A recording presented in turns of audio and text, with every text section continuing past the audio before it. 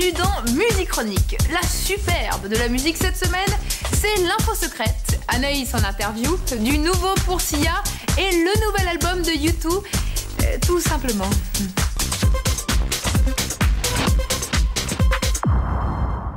Dans les sorties cette semaine, voici Sophie Hunger, une jeune chanteuse suisse dont on va entendre parler. Son deuxième album, Monday's Ghost, est un recueil de 14 titres passant de ballades folk à des morceaux beaucoup plus rock.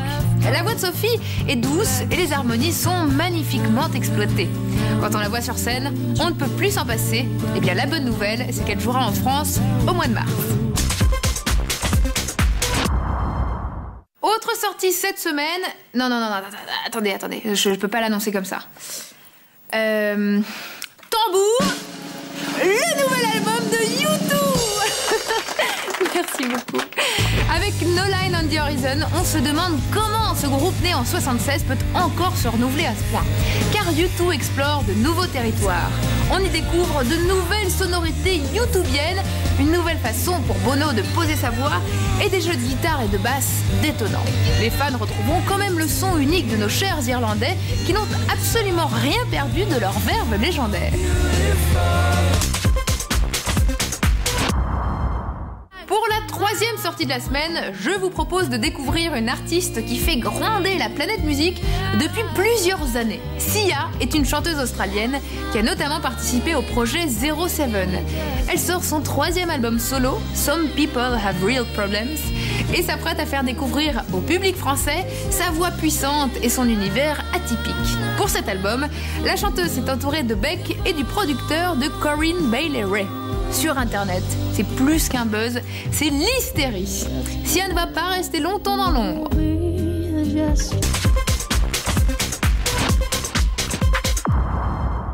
Anaïs est une fille simple, nature, pleine d'humour. Mais sa vraie force, c'est son talent. Cette interview se charge de le mettre en lumière. Bonjour Anaïs. Bonjour. Bienvenue dans Musique Chronique. Merci. Ton premier album était un album live. C'est un énorme succès. Énorme succès, le Cheap Show. Et maintenant, tu es passé en studio. Alors, comment s'est passée cette transition ? Justement, il y a plein de gens qui me disent que l'album est très très différent.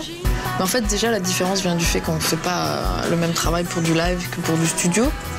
Donc moi, déjà, toutes mes nouvelles chansons, je les entendais pour du studio avec des arrangements, plein d'influences, beaucoup plus pop et rock que le Cheap Show. Et donc du coup, voilà, naturellement, il y a eu effectivement une grosse évolution. Même si je trouve qu'il y a encore beaucoup d'humour et moi personnellement, je trouve qu'il y a quand même un rapport avec le Cheap Show, quoi. Alors, t'es partie aux États-Unis pour enregistrer ton album. Comment s'est passée cette délocalisation ? C'était super, c'est-à-dire que Dan the Automator, c'était vraiment mon premier choix. J'avais cherché longtemps dans ma tête. Pourquoi lui, d'ailleurs ? En fait, il est connu pour Gorillaz, mais moi, j'adorais un album qu'il a fait, qui était un peu plus underground, qui s'appelait Love Edge. Qui avait ce côté hyper tendre et en même temps beaucoup d'humour. Puis là, ce côté hip-hop, moi je suis très très rythmique. Et puis magnifie complètement les voix féminines. Et pourquoi alors, dans cet album, on ne parle que d'amour ? En quoi c'est un sujet qui t'inspire ? Moi je crois que j'adore les gens, en règle générale. Et donc les comportements humains, tout me touche, quoi. Même les comportements humains, les gens qui s'énervent pour rien. Moi ça m'attendrit, quoi. Parce que je le fais déjà. Mais tout est lié, je trouve, à un manque d'amour petit ou un besoin d'amour trop grand ou à... Je sais pas, tout est amour, quoi. On dit Dieu est amour. Donc moi j'ai fait The Love Album parce que voilà, c'était encore très lié aux gens.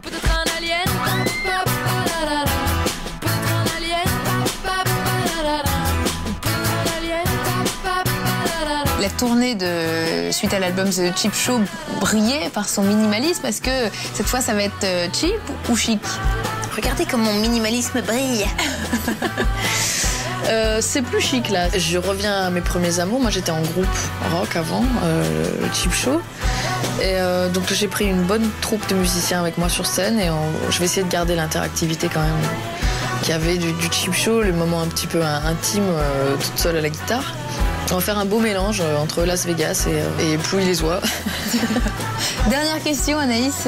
Notre ami Bernard Lavilliers dit cette chose: la musique est un cri qui vient de l'intérieur. Et pour toi, en un mot, c'est quoi la musique ?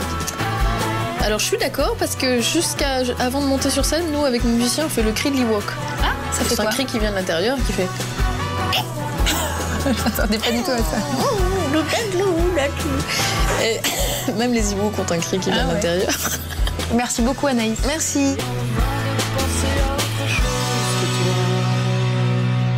The Love Album est tout juste disponible et vous pouvez dès à présent retrouver Anaïs en concert dans toute la France.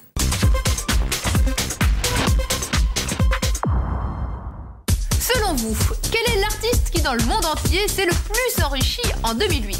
C'est une femme, elle a 50 ans et danse en juste au corps. Alors ? Véronique, Mélina. Non, Laure Amour. Non, c'est raté, c'est Madonna. Et c'est grâce à sa tournée à guichet fermé, The Sticky and Sweet Tour, qu'elle a empoché 242 176 466 $. Bon Jovi arrive en deuxième position avec plus de 157 millions $, suivi de près par Bruce Springsteen avec 156 millions. Alors, dans le top 20 officiel, aucun chanteur français. C'est dommage, ça.